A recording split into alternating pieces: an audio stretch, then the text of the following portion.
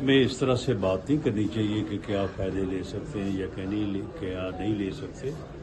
बहरहाल वो हमारे हमसाया मुल्क हैं, उनके साथ जब हमारी ट्रेड ओपन होगी तो यकीनन उससे हमें भी फ़ायदा होगा, लेकिन हमें जो फ़ायदा होगा उनको भी फ़ायदा होगा। और ये जो अमन कायम किया है और इसमें जो पाकिस्तान ने कोशिशें की हैं वो पूरे आलम इस्लाम के लिए है, वो पूरी दुनिया के लिए है।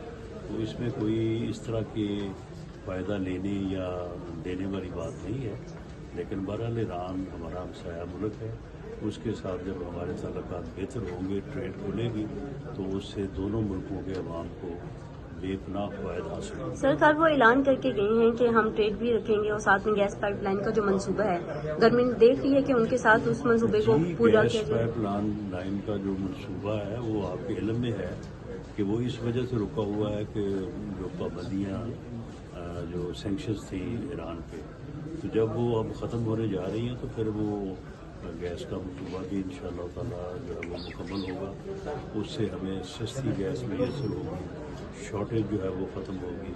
इसी तरह से पेट्रोल जो है वो अगर ईरान से हमें मिलता है तो उसकी कीमत यकीनन जो है वो कम होगी। तो ये सारी चीज़ें ऐसी हैं कि जिनसे दोनों ममालिक के अवाम को जो है वो इससे फ़ायदा पहुँचेगा।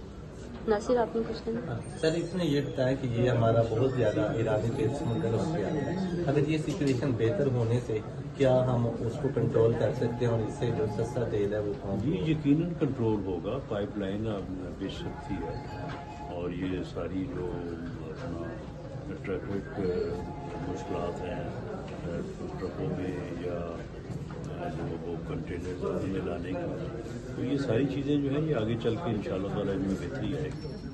थैंक